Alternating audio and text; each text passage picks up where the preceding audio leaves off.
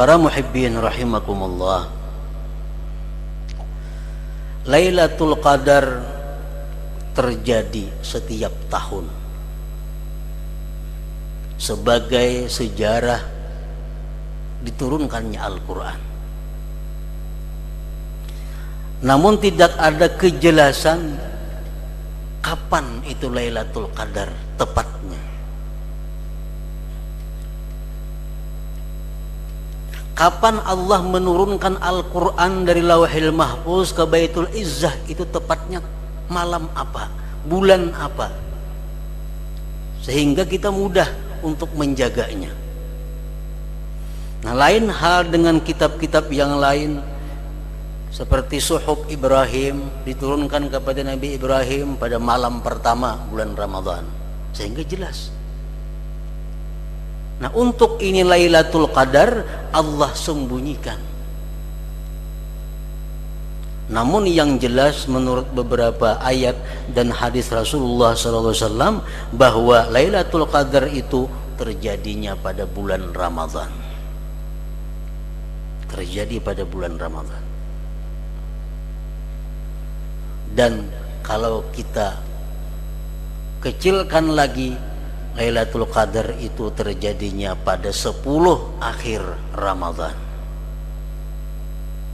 Dikecilkan lagi, menurut kebanyakan para ulama, Lailatul Qadar itu terjadi pada malam yang ganjil-ganjil di antara 10 akhir Ramadan itu.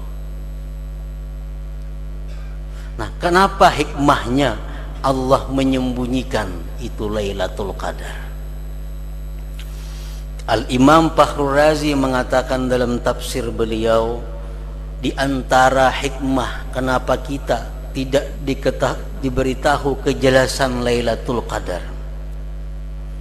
Pertama, rahasianya, idza alimta Lailatul Qadar fa in ata'ta fiha iktasabta thawaba alfi syahr wa in asaita fiha iktasabta iqaba alfi syahr wa dab'ul iqab aula min jalbis thawab. Bila engkau tahu itu Lailatul Qadar, misal malam 27, engkau berbuat taat, maka engkau dapat pahala 1000 bulan. Tetapi bila engkau maksiat pada malam Qadar itu, sedangkan engkau tahu ini malam Qadar, engkau berbuat maksiat kepada Allah pada malam itu, engkau mendapatkan siksa 1000 bulan. Dan menghindari siksa itu lebih utama daripada mencari pahala. Kalau kita kada tahu pada Lailatul Qadar berbuat maksiat kada seberapa. Tapi kalau sudah jelas tahu bahwa ini Lailatul Qadar, kita berbuat maksiat, kita akan dapat siksa 1000 bulan. Karena menunjukkan keberanian kita kepada Allah Subhanahu wa ta'ala. Allah sudah menawarkan rahmat, menawarkan ampunan malam itu, ternyata kita maksiat. Nah, ini menampakkan permusuhan kepada Allah. Itu salah satu hikmahnya. Yang kedua, rahasianya Allah menyembunyikan kepastian kapan Lailatul Qadar itu. Rahasianya yang kedua adalah dengan adanya tidak diketahui pasti Lailatul Qadar itu, maka engkau berusaha, berjuang, beribadah pada sekalian malam Ramadan.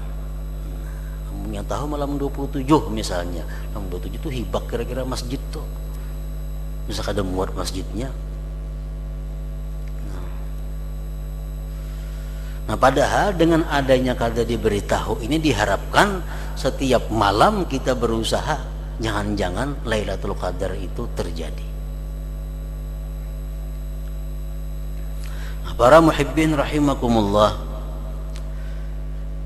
menurut pendapat yang kuat, yang mu'tamad, bahwa Lailatul Qadar itu terjadi dalam satu malam dan tidak berubah sampai hari kiamat. Itu pendapat yang kuat. Dan kebanyakan daripada ulama-ulama ini mengatakan bahwa Lailatul Qadar itu terjadinya pada malam 27 Ramadan. Dan sampai hari kiamat kada berubah, tetap 27 Ramadan.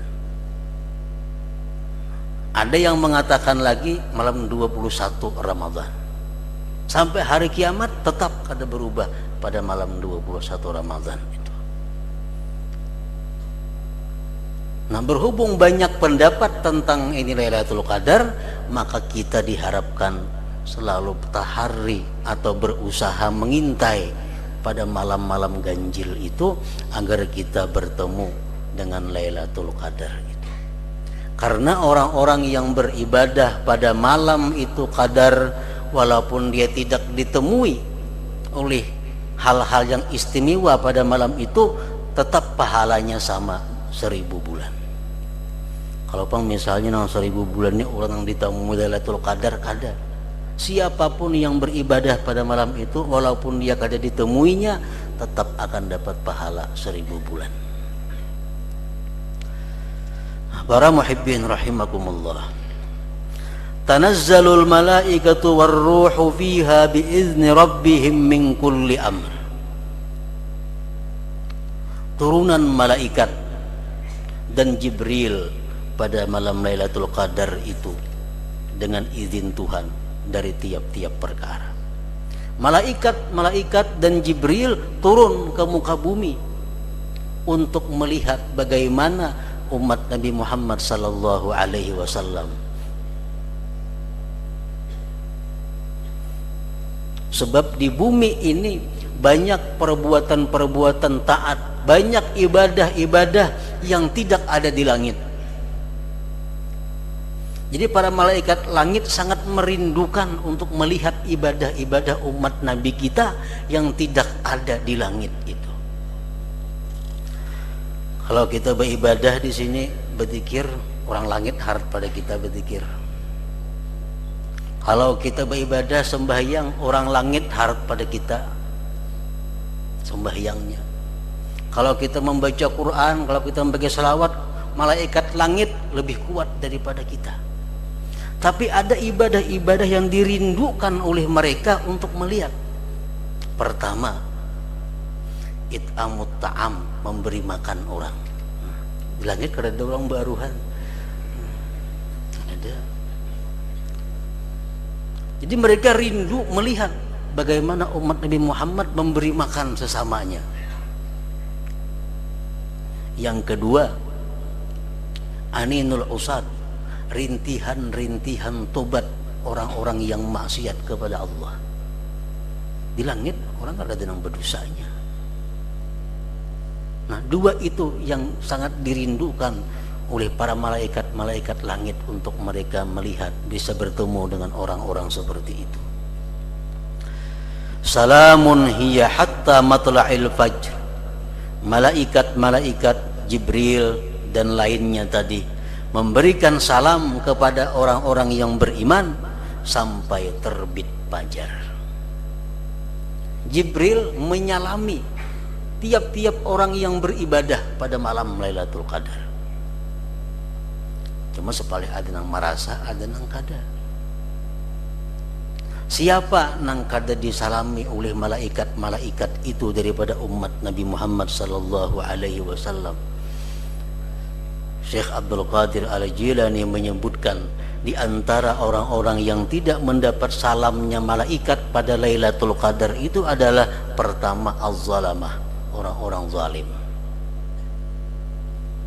Orang-orang zalim, orang-orang yang menganiaya orang lain, baik menganiaya hartanya atau menganiaya pribadinya atau menganiaya kehormatannya atau menganiaya apa aja.